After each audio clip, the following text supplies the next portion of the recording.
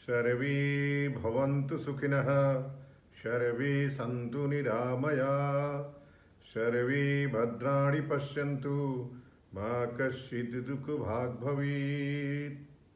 आज मैं लगातार पोस्ट पढ़ रहा हूँ। मैं 2 दिनों से इस्लाम के कुछ आयतों और सूरा को भी पढ़ रहा हूँ।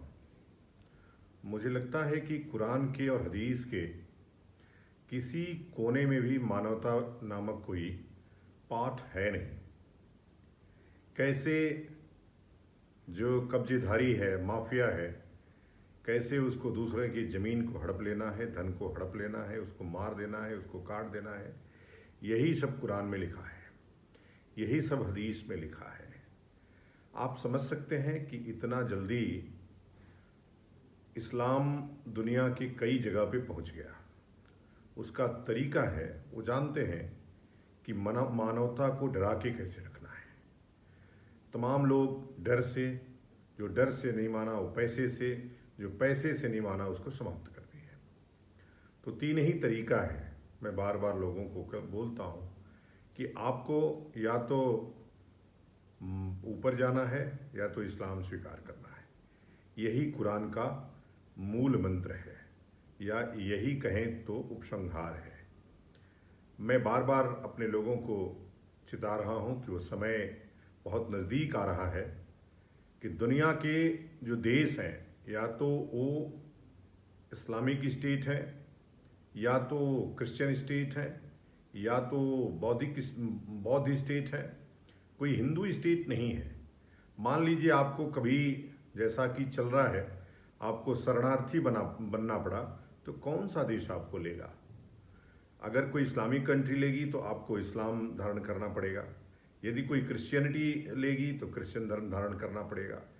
इसलिए चेतावनी है, जिस प्रकार से चाणक्य ने सबके दरवाजे दरवाजे घूम करके सबको चेतावनी दिया था यवनों के आक्रमण का, वैसे ही मैं पुनः आप सबको एक बार सचेत कर रहा हूं कि इस्लामिक आक्रमण से हमें सावधान हो जाना है, अपने बहू बेटियों को बचा के रखना है, और सबको इस बात का ध्यान रखना है कि हमको इस जो इस्लामिक तरह तरह की जिहाद चल रहा है,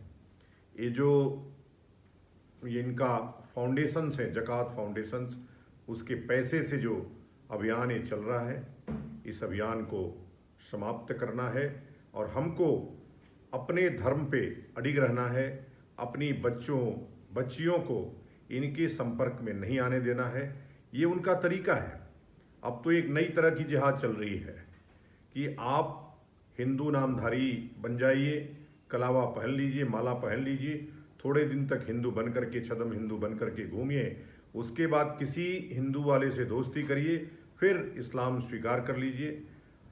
हमको ये लगता है कि आप सबको एक बार पुनः सावधान होने की आवश्यकता है। यदि आप सावधान नहीं होंगे तो वो दिन दूर नहीं जब आपको गर्दन कटवाना पड़ेगा, और अगर गर्दन नहीं कटवाना है तो आपको कुछ और कटवा करके इस्लाम धर्म स्वीकार करना पड़ेगा। ये चेतावनी है आपको, हमको, हम सबको, हमारे पूरे परिवार को। इस नाते मैं कहता हूँ कि आप अधिकतम बच्चे पैदा करिए, कुछ बच्चों को धर्म के काम में लगाइए। मुझे तमाम विरोध का भी सामना करना पड़ता है, लेकिन मैं फिर भी आपको ये कहता हूँ कि आपकी जिम्मेदारी जनसंख्या नियंत्रण नहीं है। दूसरा व्यक्ति 30-30 बच्चे पैदा कर रहा है, 60-60 बच्चे पैदा कर रहा है, आपके 2 बच्चे हो रहे हैं। आप किसी भी मुस्लिम मोहल्ले में सुरक्षित तरीके से जाने की आपकी हिम्मत नहीं है। 100 हिंदुओं के बीच में 1 मुसलमान रह लेगा, लेकिन 10 मुसलमान के बीच में 1 हिंदू नहीं रह सकता है।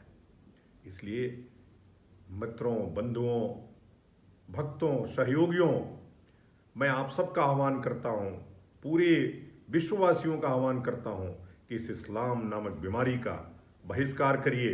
इसका इलाज सिर्फ हमारे जैसे धर्माचार्य हैं। हम सब इलाज धीरे धीरे कर रहे हैं। जरूरत पड़ेगी तो गर्दन कटाएंगे, जरूरत पड़ेगी तो गर्दन काटेंगे। ये आवश्यकता है आज की। आप सबका बहुत बहुत आभार। नमो नमः।